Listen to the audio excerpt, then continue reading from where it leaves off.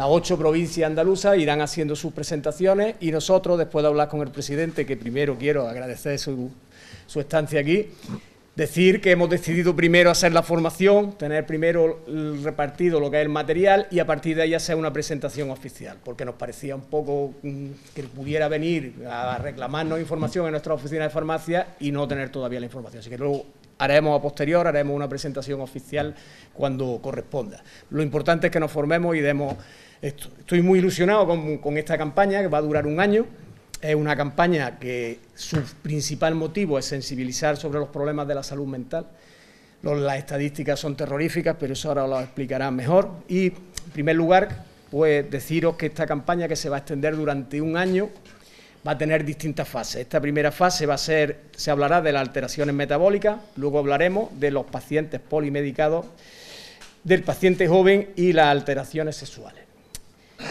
Deciros ahora ya, comentaros la importancia de las campañas, participar activamente, porque las oficinas de farmacia somos la primera línea de la sanidad. Eso conlleva, es una ventaja para nosotros, pero una responsabilidad grande. Debemos estar preparados, debemos de unirnos a los pacientes, en este caso a las asociaciones, y trabajar juntos, conocer sus problemas y darles soluciones.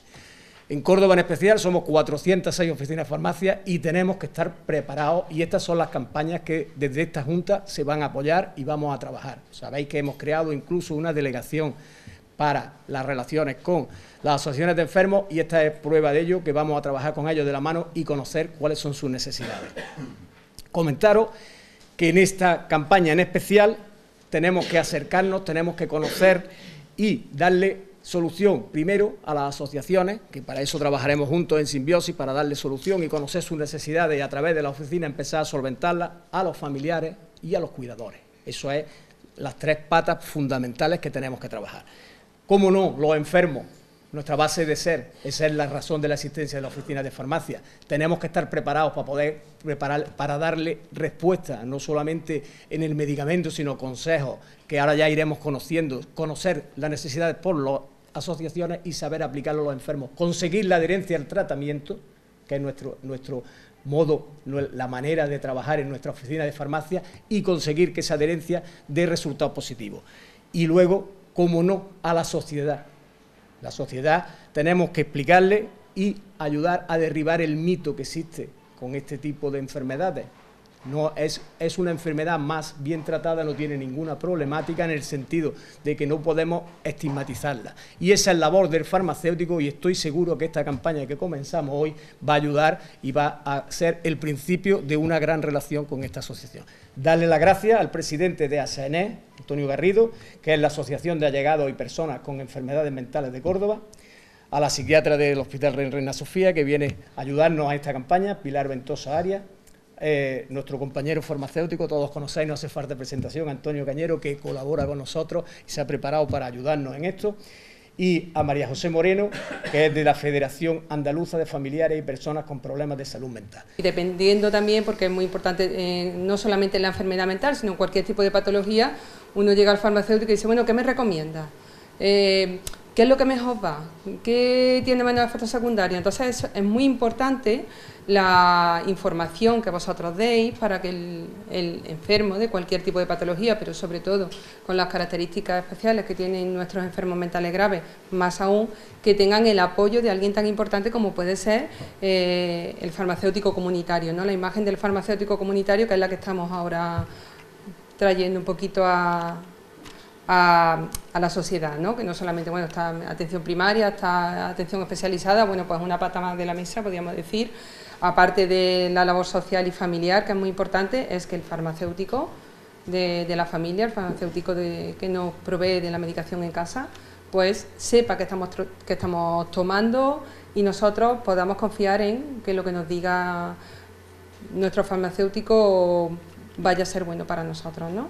Entonces, bueno, mi presentación, yo no voy a intentar no meterme mucho en temas demasiado especializados. Lo que quiero transmitir en mi presentación un poco es la importancia de todos los profesionales que intervenimos en el abordaje de la enfermedad mental y de los enfermos que padecen una enfermedad mental, en el manejo de esta patología, y cómo podemos trabajar contra el estigma, que es uno de los principales problemas que tienen nuestros enfermos, porque parece que por el hecho de estar en tratamiento con psicofármacos o en tratamiento en salud mental, que insisto, no siempre son psicofármacos, y insisto en que esto es muy importante porque parece que todo el mundo tiene que estar tomando antipsicóticos, cuando eso es una cosa más del tratamiento, podemos decir, una de las patas del tratamiento o del abordaje del enfermo mental, ¿vale? Entonces, bueno, no me enrollo, intento empezar ya. Comentaros, yo soy psiquiatra, trabajo en la unidad de salud mental comunitaria del sector sur, llevo 12 años en sector sur, luego estuve en Palma del Río 2 años y en Córdoba Centro estuve también otros 2 años. ¿Vale? Creo que han pasado algunos por mis manos, algunos pacientes, más graves, menos graves, y siempre hemos intentado pues, que el paciente se sienta cada vez más forme cada vez más parte de la sociedad. Antes el enfermo mental estaba como apartado, ¿no? Y gracias a Dios y a que ha habido muchos programas en salud mental para ir incluyendo cada vez más y normalizando más la vida del paciente, estamos consiguiendo que la enfermedad mental se vea como una enfermedad más, no como una enfermedad distinta en la que el paciente tenga que estar apartado, todo lo contrario, lo importante es la inserción social y que el paciente esté lo más normalizado, ¿vale? Entonces, bueno, pues vamos a empezar presentando un poco. Sabéis que nosotros formamos parte de una asociación de profesionales de salud mental, y cuando hablamos de profesionales de salud mental, que nosotros somos una asociación andaluza de multiprofesional, no solamente estamos psiquiatras o psicólogos, sino que también en nuestra asociación caben trabajadores sociales, terapeutas ocupacionales, familias, cada vez están más presentes en nuestra asociación asociaciones de familiares, porque creemos que es muy importante escucharlas y atender todas las necesidades, ¿no? Y trabajar en colaboración. Contribuimos a la difusión y al progreso de la ciencia integrada en el campo de la salud mental, insisto, no solamente la psiquiatría dentro de la medicina, sino otros campos importantes como puede ser la terapia ocupacional o el trabajo social. E intentamos fomentamos actividades tanto de carácter científico, formativo, social, y colaboramos con otras instituciones de modo independiente, profesional y científico, para que conozcáis un poquito nuestra asociación. Formamos parte o pertenecemos a una asociación mayor, que es la Asociación Española de Neuropsiquiatría y Profesionales de Salud Mental, que constituye un referente del conjunto de ciencias y profesiones de la salud mental de España. ¿Vale? Nosotros somos una delegación andaluza, pero esto pertenece a una delegación nacional, incluso internacional, ¿no? Bueno, lo más importante para nosotros es fundamental avanzar en las intervenciones sobre la enfermedad mental, implicando todos los sectores claves como pueden ser sanitarios y no sanitarios, que rodean o que forman parte del entorno de las personas que sufren una enfermedad mental. ¿Cómo trabajamos? Pues intentamos que el trabajo sea un trabajo en red, desde un enfoque biopsicosocial, con el objetivo de despsiquiatrizar, despsicologizar, desmedicalizar el sufrimiento mental, integrando y apoyando medidas más sanas, ¿vale? Que no sea todo, vuelvo a repetir, que no sea todo biológico, farmacológico, sino que entre todo, que entre la familia, que entre la sociedad, que haya recursos sociales cada vez más amplios para estos enfermos y que se trabaje en red, ¿no? Que en red se consigue mucho más. Así, para que nos hagamos una idea de lo que supone el problema de la enfermedad mental, deciros que una de cada 4 personas sufre al menos un episodio importante de enfermedad mental a lo largo de su vida. Estamos hablando de un 25%. ¿Vale? Y esto tiene un impacto muy importante sobre la calidad de vida, tanto que es mucho mayor que en otras patologías crónicas de tipo físico, porque la enfermedad mental grave conlleva un deterioro social, un deterioro funcional, con el tiempo un deterioro cognitivo, y entonces tiene un impacto sobre la calidad de vida bastante importante. ¿Vale? Los diagnósticos de neuropsiquiatría en conjunto son el conjunto que causa mayor carga de enfermedad, con los gastos que supone para la sociedad, ¿vale? Bueno, para la sociedad, para todo, ¿no? Y esto indica que las patologías mortales no siempre motivan el mayor impacto en la salud global de la población. ¿De acuerdo? Bueno, la enfermedad mental, como he comentado, y puede sonar un poco repetitivo, tiene complejos procesos de tratamiento, no solamente de la sintomatología activa en el momento, sino de la recuperación del enfermo, a nivel de rehabilitación y recuperación. y esto supone un elevado consumo de recursos, ¿no? Se estima que aproximadamente el 20% del gasto sanitario de los sistemas sanitarios de la Unión Europea se invierte en procesos de tratamiento, rehabilitación y recuperación de pacientes con enfermedades mentales. Se prevé que para el año que viene, para el año próximo, los trastornos neuropsiquiátricos sean la causa más importante de discapacidad. Estamos hablando de, fijaros, si hay enfermedades físicas que producen discapacidad, pues se estima, y ya cada vez está más cerca, esto fue una estimación que se hizo hace algunos años, pues ya estamos aquí, ¿no? Estamos aquí y dentro de poco los trastornos neurológicos psiquiátricos van a ser la causa más importante de discapacidad. Entonces algo tenemos que hacer, ¿no? No nos podemos quedar de brazos cruzados. ¿Cómo impacta la salud mental y el modelo de atención? Bueno, pues comentaros la declaración de Helsinki, que fue una declaración que hizo la Unión Europea de Salud Mental en 2005, dice que la salud y el bienestar mental son fundamentales para la calidad de vida de las personas, las familias, la comunidad y las naciones, permitiéndoles desarrollar una vida plena y ser ciudadanos activos y creativos. Yo creo que aquí se dice mucho. Tenemos que cuidar la salud mental. No vamos a hablar de enfermedad mental, vamos a hablar de salud mental. Porque hablar de enfermedad mental es, al final, encasillar a algo, ¿no? Y lo que todos necesitamos es la salud mental. Yo siempre bromeo diciendo que cualquiera que tenga una enfermedad física, con el perdón de las personas que las podamos sufrir o que las puedan sufrir, cuando uno tiene su cabeza bien sabe con lo que lucha. Pero cuando no nos funciona bien o tenemos algún problema a nivel mental, tenemos mucha dificultad para aceptar y para luchar. Y hombre, creo que lo que tenemos que luchar y el objetivo de todo esto debe de ser conseguir una salud y un bienestar mental en la sociedad, ¿vale? Bueno, ¿cuál es el objetivo de la salud mental? Pues eso, mejorar el bienestar de las personas trabajando en ¿qué? En las capacidades, en sus capacidades y recursos, reforzando su resiliencia o su capacidad de adaptación y aumentando los factores externos de protección.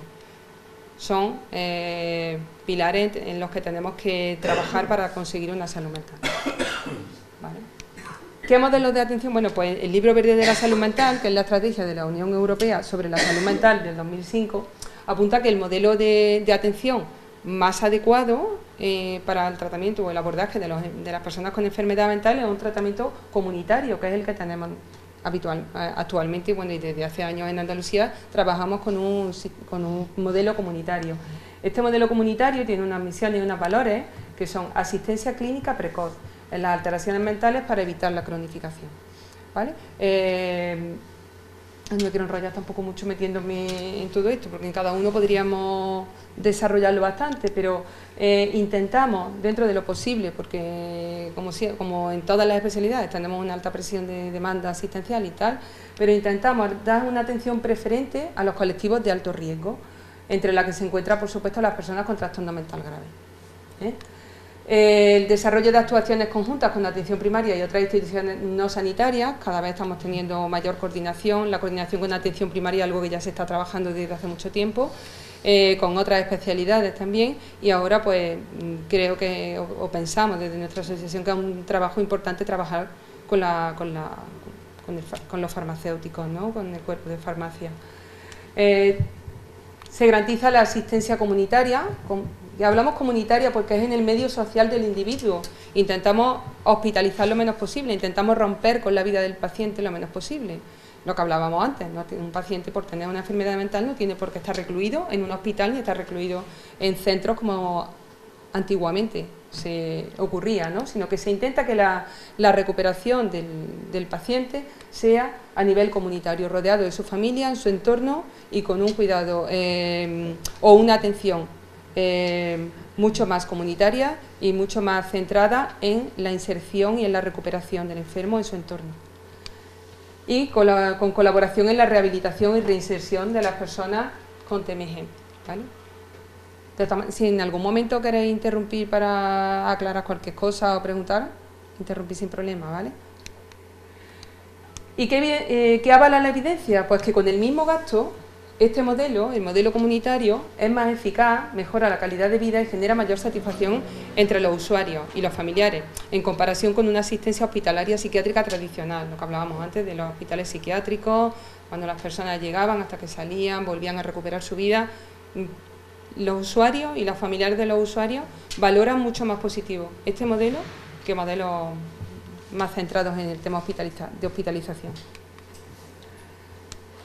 Bueno, la atención a personas con trastornos mentales en el Servicio Público de Salud de Andalucía está basada, como digo, en un modelo de atención comunitaria. Se inició en Andalucía en 1984, ¿vale? Ya tenemos prácticamente 30 y tantos años con este modelo, un modelo que ya está muy trabajado, cada vez vamos evolucionando más, pero es un modelo que está bastante asentado y con el que nos encontramos bastante cómodos, ¿no?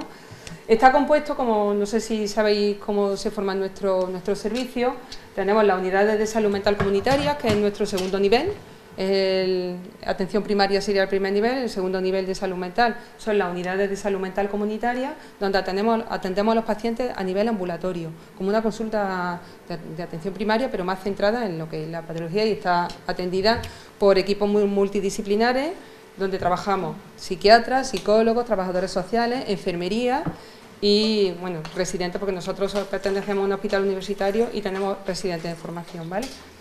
Luego tenemos la unidad de hospitalización en Hospital General. Aquí está situada en el Hospital Provincial, en la segunda planta del Hospital Provincial, y allí ingresan pacientes que por necesidades o por reagudizaciones de sus procesos o situaciones especiales requieren estar un tiempo hospitalizados, intentando que la hospitalización sea lo más corta posible para no romper con la vida y con la evolución del enfermo. A veces no siempre es posible porque hay otros problemas, como pueden ser los sociales, que dificultan muchas veces la salida de los usuarios, pero intentando que sea lo más corta posible. Pero sería nuestro tercer nivel, uno de los dispositivos de tercer nivel. Otro es la unidad de salud mental infanto-juvenil, que es donde se trata a los niños, ¿no? Hasta los 16 años, niños que precisan atención mental, atención psiquiátrica especializada porque tienen una patología un poquito más grave, se deriva a la UMI, donde hay profesionales especializados en infantil. Los hospitales de día, el hospital de día es un dispositivo intermedio entre lo que sería la atención ambulatoria o la atención en unidades de salud mental comunitaria y lo que sería la hospitalización, donde se tratan patologías que por su gravedad y por su necesidad necesitan un abordaje más intenso, pero sin la necesidad de estar hospitalizado en un centro hospitalario. Entonces hay programas semanales, hay programas diarios, donde se trabajan situaciones de dificultades de la vida diaria, de dificultades de relaciones sociales y hay muchos programas grupales, individuales, tanto con psicología como con psiquiatría, como terapeutas ocupacionales, con la intención de que haya una recuperación más rápida de estos pacientes para que la enfermedad no se cronifique como ocurría antes, ¿vale? Luego tenemos las comunidades terapéuticas, que es tanto la comunidad terapéutica como la unidad de rehabilitación y hospital de día, aquí se sitúan en Los Morales, en el Hospital de Los Morales. Son dispositivos distintos, las comunidades terapéuticas y las unidades de rehabilitación se están centradas más en la rehabilitación y en la recuperación de enfermos que están más deteriorados. Todos estos dispositivos están coordinados entre sí y se centran en la comunidad. Cada uno de estos servicios pues, está formado, como he dicho antes, por profesionales multidisciplinares y la metodología pues, es trabajo en equipo con continuidad de cuidado, cultura de trabajo conjunto con la atención primaria de salud y con el resto de especialidades sanitarias y sectores sociales implicados, así incluidos las asociaciones de usuarios y de familiares, con programas intersectoriales trabajando en red, como he comentado antes. Bueno, ¿qué es un trastorno mental grave? Esto, porque estamos hablando de enfermedad mental grave, sabéis lo que es el espectro de enfermedades mentales es muy amplio y en función de la gravedad pues se van requiriendo unos recursos más específicos o menos. Cuando hablamos de trastorno mental grave, una persona que padece un trastorno mental grave es aquella que tiene una sintomatología de características psicóticas o prepsicóticas que generan problemas de captación y de comprensión de la realidad. ¿Vale? Son personas que están fuera de la realidad momentáneamente, cuando están descompensadas y que necesitan un abordaje. Que distorsiona la relación con los otros. Personas con trastorno mental grave tienen seriamente afectada su capacidad de socialización, tienden al aislamiento. Supone o puede suponer un riesgo para su vida. Ahora veremos que un enfermo mental no es una persona peligrosa, para nada, eso lo tenemos que borrar de la mente. Una persona peligrosa no... Yo voy a la prisión todos los jueves desde hace 12 años y os puedo decir que las personas más peligrosas no tienen enfermedad mental. Y que las personas que terminan en prisión por enfermedad mental son personas que debido a su psicopatología cometen delitos leves y muchos están allí porque no tienen un sitio donde ir. Es lamentable, pero es así. Tiene repercusiones negativas en distintas áreas del funcionamiento personal, en la vida cotidiana, en la educación, en el empleo y en las relaciones sociales. Las personas con trastorno mental grave necesitan un abordaje complejo, incluyendo atención sanitaria directa con intervenciones tanto biológicas como psicosociales y de rehabilitación, intervenciones sobre el medio social y de apoyo a la familia y atención intersectorial, social, laboral, educativa y judicial a todos los niveles. De ahí que tengamos que tener una coordinación con todos estos estamentos, tanto con la justicia como con labores educativas con la Delegación de Educación, a nivel social y laboral, pues exactamente igual. Y que presenta una evolución prolongada en el tiempo. Un paciente con trastorno mental grave es un paciente que a lo largo del tiempo viene presentando la enfermedad, con importantes necesidades de continuidad de atención y de coordinación interna y externa. Y ahora, bueno, ¿por qué es importante esta campaña? Bueno, pues esta campaña es muy importante, es muy importante. Para nosotros creo que faltaba alguna pieza en el puzzle, nos vamos completando piezas para que todo esto vaya tomando forma y yo creo que el colectivo farmacéutico es muy importante. El propósito de esta campaña, informar. Primero informaros a vosotros para que vosotros podáis informar, para que vosotros seáis transmisión de la importancia que tiene que el paciente se trate, que el paciente haga bien las indicaciones que le damos en los equipos de salud mental o en salud mental en general, y para que vosotros podáis informar tenéis que estar informados, ¿vale? Luchar contra el estigma de la enfermedad mental.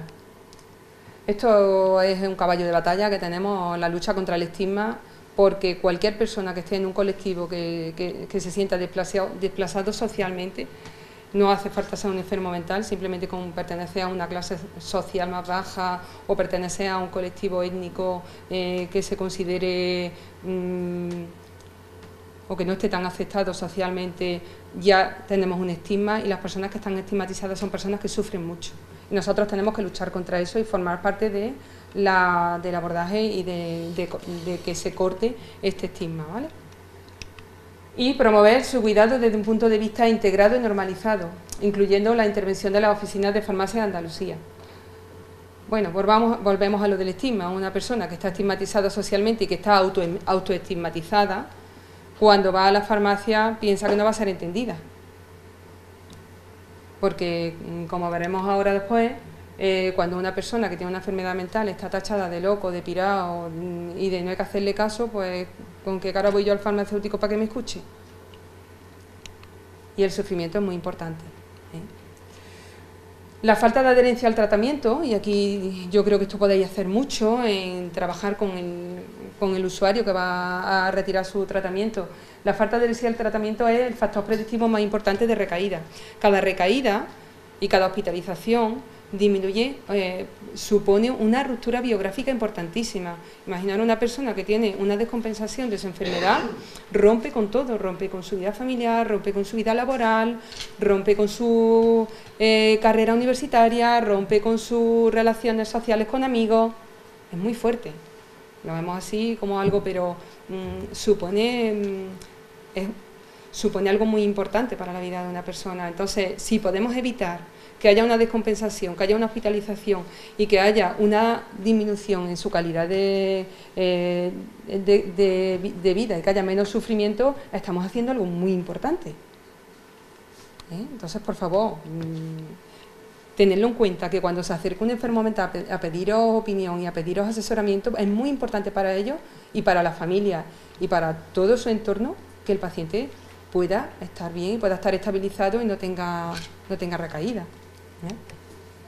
Incluir al farmacéutico dentro de los agentes implicados en el proceso terapéutico, de los que todos formamos parte, toda la sociedad, es clave para incrementar el índice de mayor adherencia en los tratamientos, disminuir la tasa de abandono por efectos secundarios y conseguir un mayor éxito terapéutico, asegurando una estabilidad clínica y que el pronóstico de la persona sea mejor. Y esto supone una mayor calidad de vida y de funcionamiento biopsicosocial, ocupacional y laboral. Imaginaros lo poquito que nos cuesta escucharlo o escucharnos, porque aquí todos podemos en un momento de nuestra vida tener una enfermedad mental más o menos grave, nadie estamos libres, sentirnos escuchados y que nos asesoren, en fin, imaginaros lo importante que es, ¿no? Y bueno, una de las causas por las que estamos aquí es para eso, para luchar contra el estigma, y vosotros que tengáis herramientas para luchar también contra eso que os llegará, ¿no? Entonces, ¿qué es el estigma? Pues mirad, ¿qué se ocurre? ¿Qué sinónimos de enfermedad mental, o calificativos, porque no sinónimos, para mí no es un sinónimo, pero qué calificativos de enfermo mental os vienen? Así socialmente, sin meternos en, no sé, cuando escucháis en la tele un enfermo mental, no sé qué os viene a la cabeza. No tengáis miedo, que van a salir todos los que digáis, van a salir ahí. Un esquizofrénico, bueno, la esquizofrenia es una enfermedad. El loco, ¿no? El loco, el loco, el demente, el peligroso, el bipolar, ¿no? Y además son términos todos despectivos. ¿O viene algún término cariñoso? ¿O viene algún término bonito en cuanto a esto? Qué pena, qué triste, ¿no? Dar pena, qué triste dar pena. Qué triste dar pena y que nos vean con pena como enfermos. Efectivamente. Oye, porque pena puede dar cualquier enfermo, ¿no? Yo veo a un hombre en una silla de ruedas o en una cama con un tubo en la tráquea y digo, pues, pobrecito, qué pena, qué lástima, ¿no? Pero, oye, la enfermedad mental parece como que pesa más, ¿no? Pues fijaros, loco, colgado, lunático, grillado, pirado. Entonces yo, que soy un enfermo mental y llego a un sitio, digo, todo el mundo me está mirando como un loco. Y todo el mundo, ¿cómo voy a intervenir? ¿Cómo voy a hablar? Si me van a tachar que no tengo ni idea, que estoy pirado. Bueno. ¿Y qué pensamos cuando sabemos que una persona tiene una enfermedad mental grave? ¿O un trastorno mental grave? Pues que son personas impredecibles. Uy, es que está loco, no sabemos por dónde puede salir. Que es violento, oye, qué mala publicidad nos dan en prensa, qué mala publicidad nos dan en la tele. Siempre que hay algo, algún acto violento, es que estaba enfermo mental, es que estaba descompensado, es que estaba psicótico. Bueno, esperaros, vamos a ver, ¿no? Y vamos a ver si el delito tiene que ver con su enfermedad, porque gente mala hay, ¿eh? Doy fe. Hay mucha gente mala que no tiene enfermedad mental. La maldad existe. ¿Por qué van a ser violentos? También se cae en el error de pensar que la enfermedad, que la persona es solo la enfermedad mental. Es que es un esquizofrénico, es que es un bipolar. No. Es una persona que tiene una esquizofrenia paranoide, o una persona que tiene un trastorno bipolar, o una persona que tiene un trastorno de ansiedad. Pero es una persona, no es una enfermedad. Y como una persona que es, merece que se le trate con el respeto que merece cualquier persona, con cualquier enfermedad. ¿Que es incurable? Bueno, ¿cuántas enfermedades se curan? Decídmelo. Porque si nos vamos a oncología, nos vamos a hematología, nos vamos a cirugía, ¿cuántas enfermedades se curan? Mejoran, se recuperan. En casos leves conseguimos curarla, ¿vale? Pero, oye, eso de que es incurable, muchas enfermedades son incurables. Y que que no es una enfermedad como otras, pues sí, es una enfermedad como otras. Y está tipificada en la clasificación de las enfermedades. En la CIE-10 viene tipificada como una enfermedad. No estamos hablando de nada distinto a una enfermedad, y como enfermedad y persona merecen todo el respeto del mundo. Pues el estigma no es otra cosa que una categoría que tenemos impresa en nuestro imaginario, ¿vale? Y que se refiere a que la persona que porta el estigma es incluido en grupos cuyos miembros generan una respuesta social negativa. No solamente se estigmatiza al enfermo mental, también se estigmatiza al gitano, al inmigrante y en algunas culturas a sectores de la mujer o orientación sexual. Si no estuviéramos en esta cultura, por ser mujer estaríamos estigmatizadas. O por ser de color también estaríamos estigmatizados. Pero bueno, si ya encima tienes una enfermedad mental, apaga y vámonos, ¿no? El estigma consta de 3 elementos. Los prejuicios sociales, que esto lo que generan son emociones negativas. Por ejemplo, pensar que una persona que tiene una enfermedad mental es solo la enfermedad mental, sin tener en cuenta otros factores personales o del individuo que nos diferencian de otras personas, hacen que una persona que sufre una enfermedad mental se sienta estigmatizada y rechazada. ¿Vale?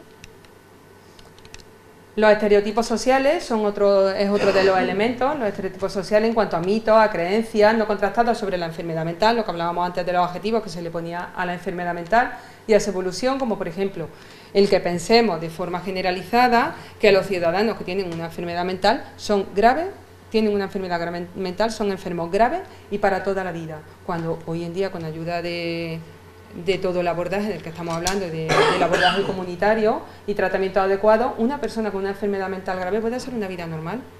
Yo tengo una chica que tiene una esquizofrenia y todos los residentes, pues su cosa es ver pacientes con esquizofrenia. Y entonces yo a esta chica nunca les digo lo que tiene. Les digo, vamos a pasar a una chica que cuando termine hablaremos, ¿no? Y entonces ella llega, una chica monísima, guapísima, con un tipazo y con 2 carreras. Y que se ha sacado las carreras teniendo su prótesis. Que ha conseguido con trabajo no solamente farmacológico, está tomando muy poco tratamiento, pero con trabajo psicoterapéutico, pues ha conseguido terminar sus 2 carreras, ha conseguido estar trabajando, tiene su pareja, cuida de su sobrino. Y entonces cuando terminamos la consulta, ellos, bueno, pero esa niña ¿qué tiene? Eso está muy bien, ¿está por qué viene aquí? Bueno, pues mira el diagnóstico. ¿Se acabaron las etiquetas? ¿Se acabó el encasillar a las personas en lo que lo estábamos encasillando hasta ahora? Que todo el mundo es muy válido a pesar de tener una enfermedad. Y luego el rechazo social como consecuencia de estas dos anteriores, de los prejuicios sociales y de los estereotipos sociales. Bueno, la estigmatización del enfermo mental pues, es un auténtico enemigo del tratamiento efectivo de la persona con un trastorno mental grave. ¿Por qué? Porque se le niegan sus derechos. A un enfermo mental se le niegan muchos derechos. De entrada ya, mentalmente nos viene que no pueden estudiar, que no pueden casarse, que no pueden hacer una vida normal, que no pueden tener su familia. Sí, pueden, claro que sí, ¿por qué no? Pero bien, estabilizado y con un tratamiento adecuado, ¿vale?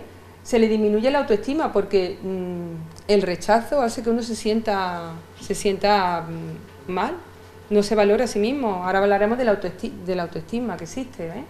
Y se eleva el sufrimiento psíquico, aumentando así el estrés psicológico. Y que aumente el estrés psicológico puede conllevar en sí a que la persona pueda empezar a tener una recaída, porque cualquier situación estresante puede provocar en cualquiera una respuesta emocional que puede conllevar a una recaída. Eso, junto con el abandono de la medicación, pues puede predecir recaída. Y empezamos el ciclo otra vez. Hospitalización, ruptura biográfica y empezamos otra vez todo esto.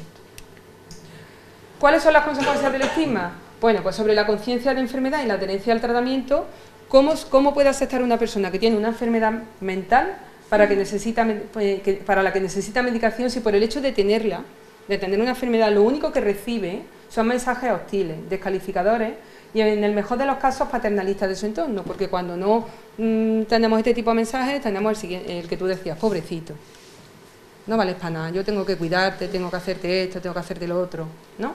Pues los pacientes solo tomarán medicación si ven que la medicación les es útil, si ven que hay un cambio con todo esto, que son más aceptados, que son más normalizados. Sobre las relaciones personales, porque piensan que van a ser rechazados. Tienen un efecto y una consecuencia, lo que restringe derechos y oportunidades de funcionar como barrera en el acceso a la vida social plena y a los servicios de ayuda. ¿Quién contrataría a una persona con una enfermedad mental? Es que tienen que trabajar. Es que es muy importante que el paciente trabaje, ¿no? Porque socialmente tener un trabajo... Oye, ¿quién contrata a un enfermo mental? Si va diciendo que es un enfermo mental, que tenemos que escondernos para que nos contraten. Somos igual de válidos. Pues mira, otra consecuencia, ¿no? El que al final tengan un aislamiento laboral también. Sobre la autoestima y la conducta personal y social de las personas con enfermedad mental también tiene consecuencias.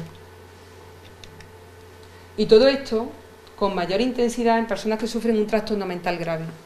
El estigma no solamente está en personas con trastorno mental grave, ellas lo sufren mucho más, porque su patología es mucho más grave y es mucho más notoria. Pero claro, la persona que sufre la estigmatización también se autoestima. Como yo me siento rechazado, oye, la sociedad tendrá razón. tienen razón. Entonces, yo tengo que asumir actitudes autoestigmatizadoras, sí, y no fijarme que en el resto de la sociedad en sus habilidades. Es que yo no voy a poder conseguir eso. Yo no voy a poder llegar a eso porque, oye, el mensaje que me está dando la sociedad es que no puedo. Pues será verdad, llevará razón, porque además nunca nos fijamos en lo que nosotros decimos. Nos fijamos en lo que dice la gente que nos rodea, que parece que la opinión de la gente que nos rodea tiene mucho más valor que la nuestra, ¿no? Entonces, pues ya bastante, que desde fuera me lo dicen, yo también me lo digo. Los prejuicios sociales son asumidos como verdaderos, lo que hace que pierdan confianza en su recuperación y en sus capacidades para llevar una vida normalizada. Bueno, ¿para qué me voy a tomar tratamiento? Si al final voy a ser un enfermo mental, si al final me voy a quedar en mi casa, si al final no puedo hablar con otros, ¿para qué? No, pues sí que puedes conseguirlo. Y entonces los prejuicios sociales hay que quitarlos. Los estereotipos sociales acaban por instalarse en una persona que asume estas actitudes marginadoras y se autodiscrimina. Se generan sentimientos de vergüenza, de incapacidad y de culpa, y esto afecta psicológica y socialmente a las personas, haciendo que se retraigan de situaciones sociales, que se sientan desvalorizados y que aumente el estrés psicológico, y cerrando las puertas al diagnóstico y al tratamiento precoz cuando el éxito del tratamiento es mayor, por miedo a lo que significaría un diagnóstico de trastorno mental grave, promoviendo las relaciones con personas marginales. ¿No habéis dado cuenta? Bueno, a lo mejor no habéis dado cuenta. Yo, lamentablemente, como también trabajo en la prisión, me doy mucha cuenta que los pacientes con enfermedad mental que no tienen un apoyo social o un abordaje adecuado en cuanto a que la familia esté también pendiente de ellos, que tengan una atención médica adecuada, que tengan una atención social adecuada, terminan siendo transeúntes y terminan viviendo en la calle. ¿Y a quién se pegan? Pues a personas que están en la misma situación y que la afectan. Y entonces fomentan el abandono de los tratamientos. Si están en una situación de marginación, viviendo en la calle, no tienen dinero ni tienen recursos para comprar un tratamiento. Pues estoy en un sitio donde me aceptan, donde me entienden y además no tengo que tomar tratamiento. Y terminan mucho en las calles. Lamentablemente terminan. Esperemos que cada vez menos, pero lamentablemente terminan. ¿Qué podemos hacer contra el estigma? Bueno, pues como decimos, el estigma es una barrera invisible para la incorporación de las personas con trastorno mental grave. Y es tan importante como puede ser una escalera para una persona que esté en silla de ruedas. A nadie se le ocurriría no poner una rampa para que tengan acceso a las personas con discapacidad física, ¿no? Pues tan importante es el estigma y una barrera tan invisible como visible puede ser una escalera en una persona que tenga un problema de movilidad, es el tema del estigma. Entonces tenemos que intentar poner nuestro granito de arena para que esto cambie. ¿Y cómo podemos hacerlo? Bueno, pues mirad, las personas que tienen un trastorno mental grave son personas que son más vulnerables, que la mayoría, por lo que hay que tratarla con cuidado. Hay que tratarla con cuidado y con respeto, poniendo énfasis en entender su diferencia y ponerse en su lugar. Aquí tenemos que ser empáticos, ¿vale? No vale decir, sí, me han dicho que tengo que hacer esto, pero, oye, ¿por qué no te pones en el sitio de ellos? ¿Por qué no intentas por un momento ponerte sus zapatos? Es muy duro, es muy duro. Entonces, tenemos que tratar con amabilidad y con comprensión a personas que están en una situación de descompensación, en una situación con un trastorno mental grave. Las personas que sufren un trastorno mental grave no siempre están igual. Hay momentos en los que están estabilizados y pueden llevar una vida normalizada y que no nos demos cuenta que tenemos al lado una persona con enfermedad mental grave, igual que no nos damos cuenta que tenemos una persona con una úlcera sangrante, ¿vale? Y hay momentos en los de descompensación y en momentos de descompensación pues es difícil porque se muestran más desconfiados, es difícil entenderse con ellos, están más a la defensiva, más irritables, y entonces siempre será más fácil cuando ya vamos trabajando en los momentos en los que ellos están bien una relación de confianza y una relación de comprensión, porque cuando ellos están mal van a encontrar que igual que hemos estado a las buenas vamos a estar a las malas. En los momentos en los que no hay descompensación, una persona con trastorno mental grave tiene exactamente la misma capacidad de decisión que las personas que no la padecemos, o que las personas que no la padecen. Mira, cada vez se está trabajando más en el hecho de las voluntades anticipadas, ¿vale? De que una persona igual que puede decidir sobre si quiere que le alarguen su vida o quieren que le pongan un tratamiento, pues nuestros enfermos también, en momentos en los que ellos estén estabilizados, pueden decidir y pueden firmar un consentimiento de qué tratamiento le gustaría que le pusieran o no le pusieran. Eso es un paso muy importante, porque en momentos en los que no estamos en condiciones para decidir, porque nuestra situación mental no nos lo permite, no podemos decir quiero esto o no quiero esto, pero cuando estoy bien sí, sé lo que quiero y lo que no quiero. Y entonces cualquier persona con un trastorno mental grave en una fase de estabilidad tiene la misma capacidad de decisión, de decir quiero esto o no lo quiero. Una persona que sufre un trastorno mental grave puede hacer un proyecto de vida, puede casarse, puede tener hijos, puede tener un trabajo, puede montar una empresa, puede. Y el respeto a la persona como al enfermo mental y el respeto a la persona es básico. Volvemos a lo mismo, no son enfermedades, son personas que padecen una enfermedad. Y hay que dar a cada uno el trato y la distancia que requiera. Habrá momentos en los que, como todos, tenemos días en los que nos apetece más que nos hablen y estamos más receptivos, y otros días en los que nos levantamos con el pie izquierdo y parece que mordemos, ¿no? Nos hablan, ¡ah! No, oye, pues todos tenemos esa, y ellos también la tienen, ¿no? Entonces habrá días pues que permitan más el acercamiento y días pues que no les apetezca. Bueno, pues lo respetamos y ya está. Hay que acabar con nuestros propios prejuicios, esto ya es la última diapositiva, os lo prometo. Hay que acabar con los propios prejuicios sobre personas que sufren un trastorno mental grave, acabar con nuestros estereotipos, hemos dicho que estos eran los componentes más importantes, y acabar con actitudes discriminatorias hacia este colectivo. ¿Pero cómo? ¿Cómo hacemos esto, no? Pues podemos promover la relación con personas con trastorno mental grave y analizar sus similitudes y diferencias con el resto de personas que se atienden a lo largo del día. Vosotros recibís muchísimos clientes a lo largo del día y algunos más afectados, otros menos afectados, y probablemente tengáis algunos que ya son clientes habituales que tienen tratamiento con neurolépticos o con antidepresivos. Bueno, pues interesaros un poquito por ellos, ¿no? Oye, ¿cómo estás? ¿Y qué tal? ¿Y con quién vives? Y vamos a coger un poquito de confianza, que vean que son importantes, que ellos también son escuchados. Analizando las diferencias entre las personas que sufren TMG y otras. Hablando de temas comunes, por lo que digo, familia, política, deporte, con personas que padecen TMG, ¿no? No solamente vamos a hablar con ellos de su enfermedad, que tienen muchísimas cosas que aportarnos y de las que tenemos que aprender mucho, ¿eh? Continuar informándonos sobre los avances y evidencias científicas en relación al trastorno mental grave, tanto a nivel farmacológico como no farmacológico, ¿vale? Y bueno, espero no haberos aburrido mucho y haberos transmitido una idea de lo que es la enfermedad mental y cómo se sienten las personas con enfermedad mental grave. Y bueno, ya si queréis alguna pregunta, ahora o después cuando termine Antonio, la vemos, ¿no? Muchas gracias.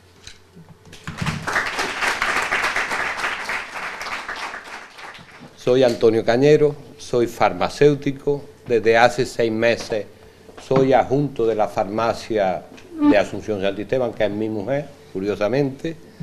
Hasta entonces era farmacéutico titular y la verdad es que pienso siempre que la que debía de estar aquí es mi mujer.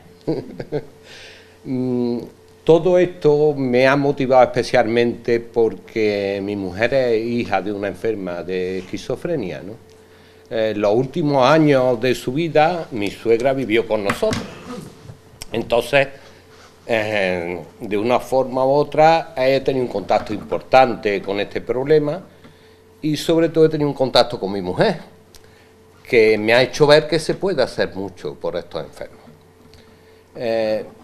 Mi suegra tuvo la suerte de tener una hija farmacéutica, pero obtuvimos un rendimiento importante de ese tema, ¿no? Del tema de que su hija fuera precisamente la que le ayudaba a valorar las situaciones. No obstante, con esto solo quiero decir que los farmacéuticos tenemos que estar implicados en este tema. Para eso hace falta voluntad de hacerlo bien.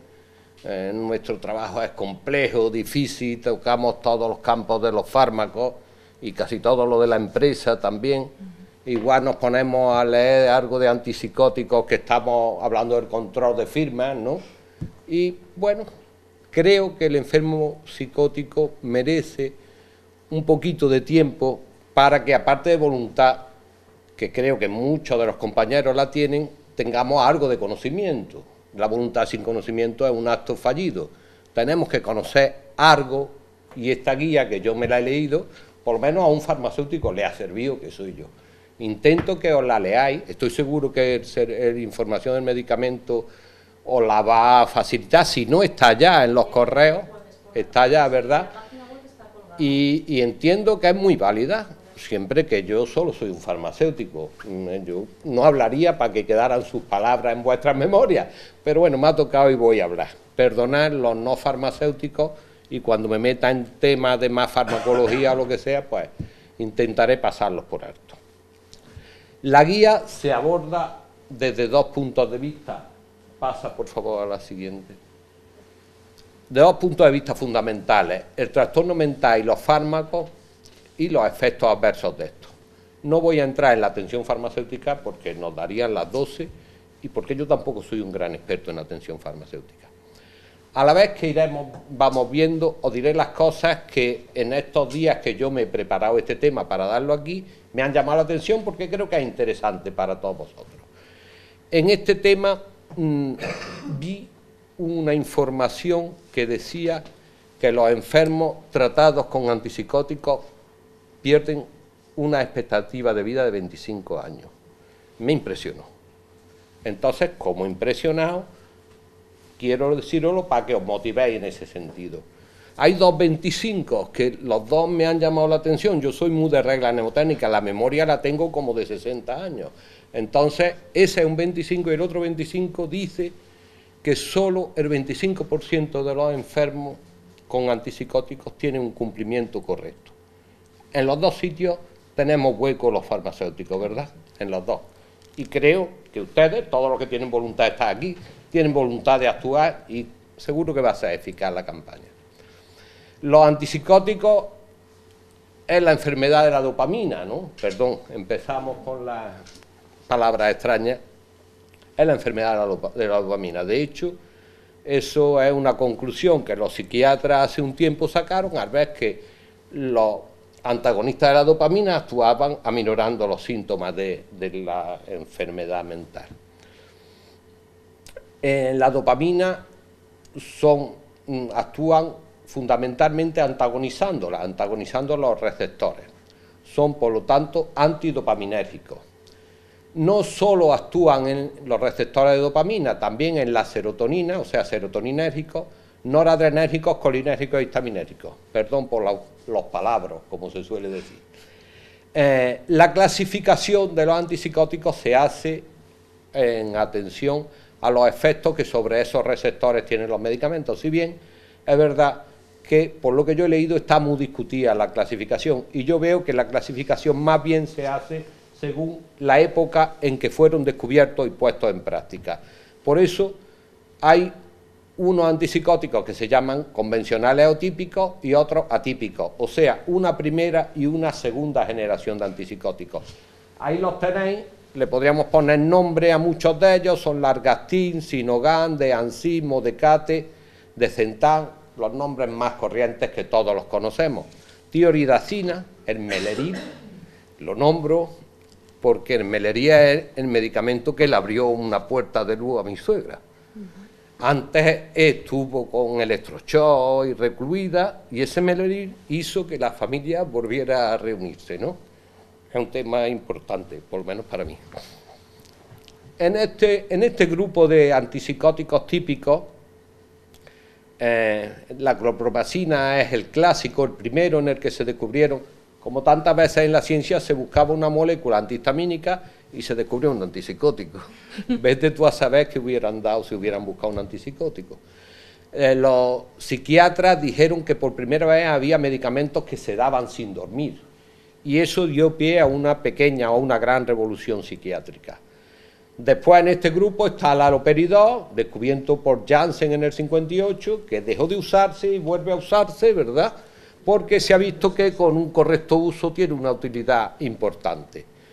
O están medicamentos como la sulpirida, que es Dosmatic, que casi que se usa en otras cuestiones, ¿verdad? Se usa en otras cuestiones. La evolución, estos medicamentos antipsicóticos típicos daban un cuadro extrapiramidal muy incómodo, muy problemático, y hizo que se investigara. La investigación nos llevó a la clozapina, el Leponés, que todos conocemos, además por nuestros partes de especial control médico. El Leponés, medicamento complejo y que necesita monitorización para su uso, pero se ve que los enfermos que no responden a otros antipsicóticos sí responden en algunos casos al Leponés. Aquí están la clozapina, la risperidona, la paliperidona, olanzapina, etcétera. Creo que no tiene sentido relatarlo uno a uno. Y ya hay una tercera generación que no hemos entrado y que están empezando a usarse, ¿verdad? Yo por lo menos en la literatura lo he encontrado. Yo no los conocía, no conocía su uso. En la segunda generación últimamente se interviene en la galénica, se interviene en las formas de liberación gradual. En formas parenterales, o sea, como hemos hablado antes de la adherencia terapéutica, el ponerle una inyección a uno de estos enfermos y que dure 3 meses, hace que por lo menos esos 3 meses está bien dosificado. Yo lo he visto y lo veo en la farmacia constantemente cómo detectan el tratamiento algunos de ellos, ¿no? No sé si es por falta de mentalización o por qué, pero desde luego el famoso Abilify, pues hay un tiempo en que ya lo tienes tomado. Eso dicen que evita muchos reingresos hospitalarios y mucho abandono de tratamiento. Entrando en los mecanismos de los receptores, los antipsicóticos típicos son siempre antagonistas de la dopamina, del receptor de la dopamina 2. Según en qué vías cerebrales actúen, si actúan en los mesolímbicos, en las mesolímbicas, en la vía mesolímbica, es la acción propia del medicamento. Si actúan en otras vías, pues se produce un empeoramiento de los síntomas cognitivos, los efectos extrapiramidales tan conocidos y la elevación de la prolactina. No solo actúan en otras vías antagonizando el D2, el receptor de la dopamina 2, sino que también actúan en otros receptores, como podéis ver, y dan, por lo tanto, efectos colinérgicos, boca seca, visión borrosa, estreñimiento, en los histaminérgicos, aumento de peso, somnolencia, mareo, y en los receptores alfa-adrenérgicos, hipotensión ortostática y mareo. Los mareos es el factor común. Los antipsicóticos atípicos, se llega a ellos buscando una forma de aminorar los efectos extrapiramidales que tenían los típicos. Y se tiende a abandonar los típicos cuando después en los atípicos se le vieron los efectos metabólicos y volvimos otra vez en parte a los primeros, según dice la literatura. Estos atípicos son más efectivos en el tratamiento de los síntomas negativos. Entiendo que de la esquizofrenia, se refiere a la esquizofrenia. Y según su mecanismo de acción, sea solo con el receptor D2 o sea también con el receptor 5-HT de la serotonina, según si son parciales o según si la disociación es lenta o rápida, dan una serie de medicamentos que entiendo que también, debiéndome a los no farmacéuticos, no vamos a entrar en describirlos. Los tipos de efectos secundarios son 3 tipos gordos y un cajón desastre. Son efectos secundarios metabólicos, efectos secundarios sexuales y reproductivos y efectos secundarios extrapiramidales. Y los otros. Los efectos secundarios metabólicos son 5 en principio, que se dan conjuntamente muchas veces. Los efectos son aumento de peso, aumento de triglicéridos, bajada de los niveles de HDL colesterol, hipertensión e hiperglucemia. Cuando varios de estos efectos se dan conjuntamente, se llama lo que se llama síndrome metabólico. El síndrome metabólico tiene un riesgo importante de enfermedades cardiovasculares y diabetes.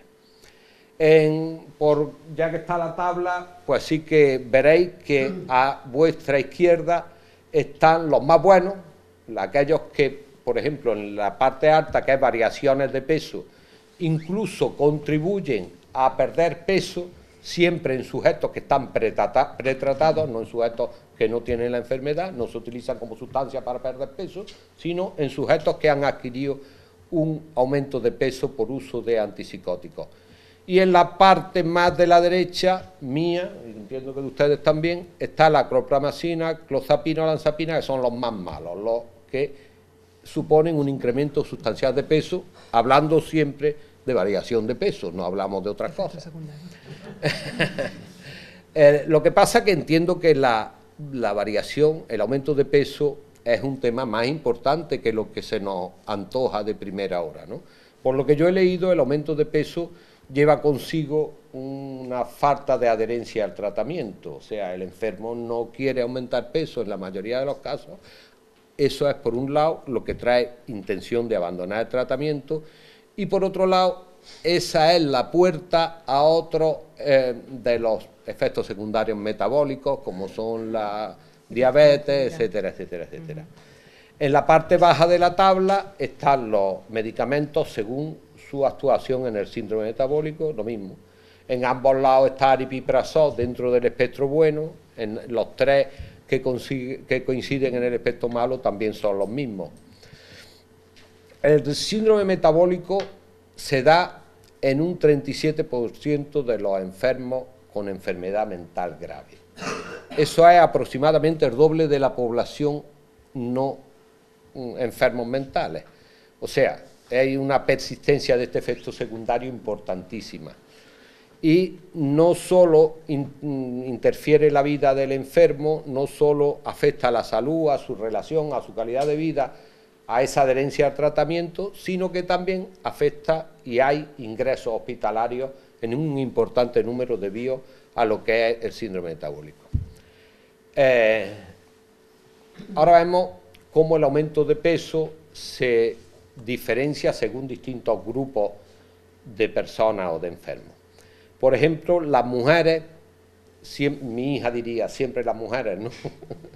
Las mujeres tienen más riesgo de aumento de peso y de mayores tasas de dislipemia, el aumento de triglicéridos en este caso. Las mujeres posmenopáusicas presentan un riesgo mayor de síndrome metabólico. También otro grupo es las personas con antecedentes familiares. En aquellos casos de antecedentes familiares de sobrepeso, obesidad, etcétera, es más frecuente este aumento de peso. También si han tenido obesidad antes del tratamiento con antipsicóticos. Los pacientes jóvenes también tienen más facilidad de aumento de peso. Y aquí viene un último punto que entiendo que se escapa un poco a los efectos secundarios metabólicos, pero que lo veo muy interesante, que es el consumo de tabaco. Porque, me gustaría preguntárselo a la psiquiatra ahora después, estas personas son muy habituales en el uso de sustancias. Yo lo sé por mi suegra es una persona dignísima, sin embargo fumaba sin remedio y lo dejó en la última, digamos, en los últimos años de su vida porque su estado de salud mejoró enormemente y ella quería dejarlo, antes no había podido. Entiendo que es curioso porque dice que cuando se busca un signo, un síntoma común a los enfermos, que hay tanta variabilidad de enfermos con antipsicóticos, cuando se busca un signo común, no se encuentra ninguno. Y quizás el signo más preponderante es el uso de sustancias. Dice que en un 50%, entiendo yo, dice la literatura, en un 50% de los enfermos que se tratan con antipsicóticos, con una enfermedad mental grave, usan sustancias. Las sustancias son tabaco, alcohol, después sustancias estupefacientes, ¿no? Tabaco, café, alcohol, definitivamente café, después, el tabaco, el café, alcohol, después viene el alcohol a una distancia importante. El tabaco con más. ¿Vale? Es un refugio, ¿no? Entiendo que es un refugio, yo lo sé. Lo que pasa es que mi impresión de mi convivencia con mi suegra no la sé llevar a ciencia, ¿no? Pero lo sé, y he visto cómo lo necesitaba. Como necesitaba el tabaco y el café. Las dos cosas las necesitaba. Pasamos a otro grupo de efectos secundarios que son los efectos reproductivos y sexuales. estos efectos están mediados sustancialmente por la secreción de prolactina. Ahí arriba vienen los valores normales y dice la literatura que los enfermos en tratamiento con antipsicóticos doblan los valores normales. No con todos los antipsicóticos. No con todos. No con todos, no con todos, por supuesto. Hablamos de los problemas en general, hay unos más que otros.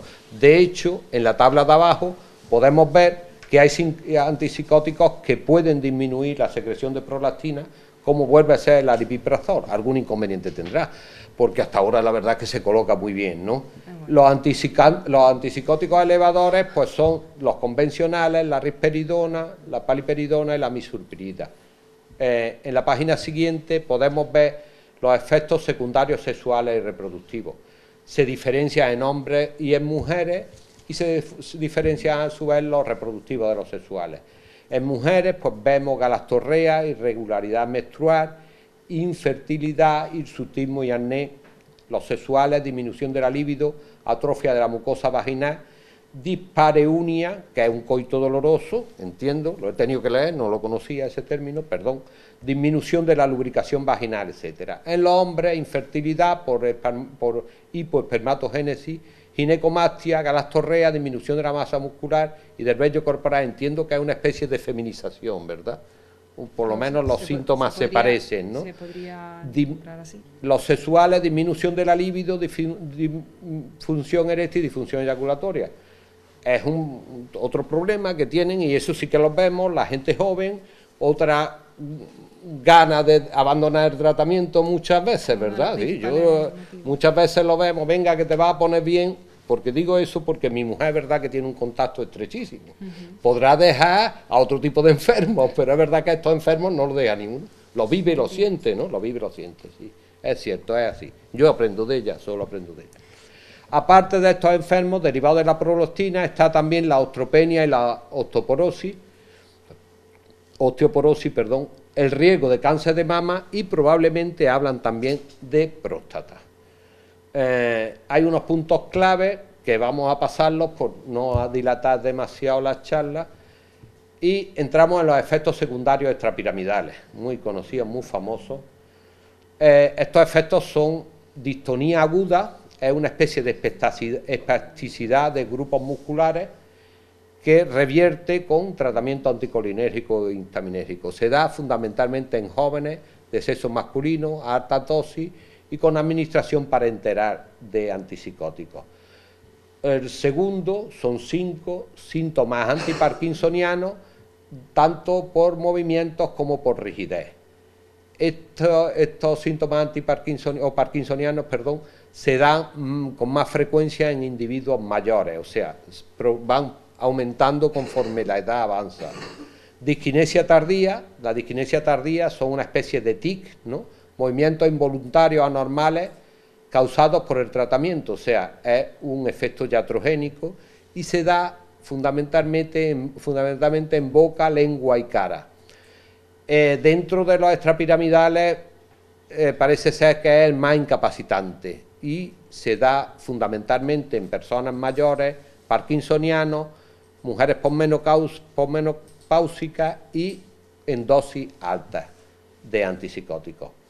El síndrome neuroléptico maligno tiene un nombre que da miedo, es de hecho un síndrome, un efecto que es extraño, no es corriente, pero es mortal. Se trata de una rigidez, hipertermia, inestabilidad motora, hipertensión y taquicardia.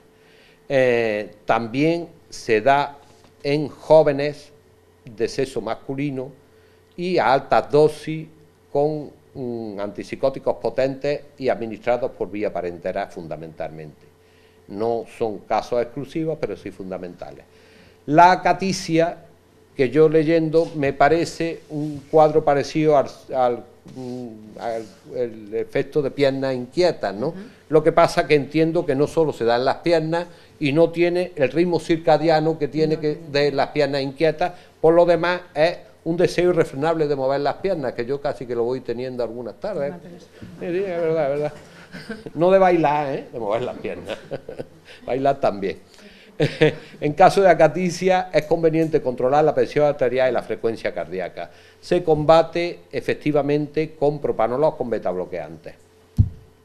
Existen otros efectos secundarios que creo que por economía de tiempo vamos a pasarlos más rápido. Ahí los tenéis, en la guía los podéis consultar, en los que hay que ver que los ajustes de dosis en muchos casos hacen que los efectos reviertan. Y una tercera página que es ya para gente que quiera progresar mucho en esto, y como no quiero alargarme demasiado, no la vamos a saltar. Las interacciones son en principio 8, un octaedro, nos pintan, son como antagonistas de la dopamina con los agonistas, con los fármacos agonistas de la dopamina, con el litio, con los fármacos del Parkinson, con los fármacos hipotensores, con los fármacos para el Alzheimer, con algunos alimentos, con anticonvulsivos y con fármacos sedantes. Pasamos a la página siguiente, nos habla de las interacciones farmacocinéticas. Cuando coinciden la ruta metabólica de los antipsicóticos con algunos de, ya veis, este amplio arsenal que viene en la columna segunda de fármacos, pues existe una interacción con carácter farmacocinético con el efecto que tenéis en la última columna y que yo os acerco a la guía, pero ustedes os la leéis que seguro que la entendáis mejor que yo. ¿Qué hay que recordarle al paciente antes de la primera toma del medicamento? Bueno, esto lo veo bastante interesante a la vista de ese dato que dimos antes, que solo el 25% de los enfermos con enfermedad mental grave toman el medicamento de forma correcta. Hay que seguir la pauta posológica, o sea, hay que obedecer a la doctora Ventosa. Hay que vigilar la toma cuando los medicamentos pueden ser ingresados por otros médicos. O sea, todos sabemos que el especialista es aquel médico que te dice, de esto no te vas a morir, te vas a morir de otra cosa.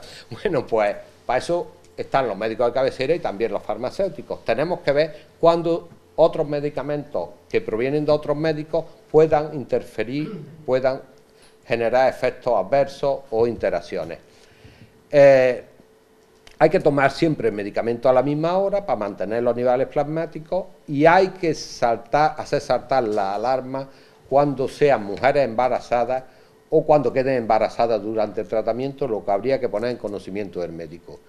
Se dice que algunos antipsicóticos, contienen azúcar, por lo tanto habría que ajustar la dosis de hipoglucemiantes en su caso o comunicárselo al médico. Algunos antipsicóticos contienen fenilalanina, lo mismo que el azúcar, pero en problemas de fenilcetonuria.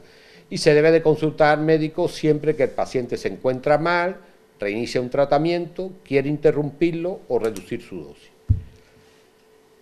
Viene un cuadro después que habla de los antipsicóticos llevados a medicamentos, que no lo vamos a saltar, y hablamos de los síntomas en los que vamos a descubrir la existencia de efectos secundarios. Esos síntomas son somnolencia, pupilas dilatadas, debilidad, náusea o vómitos, cambio en el ritmo cardíaco, movimientos que no se pueden controlar, o sea, convulsiones, confusión y pérdida de conocimiento. Perdón por la pastilla, me hubiera gustado hablar de toros, pero con esto he acabado. Otra vez será. Gracias.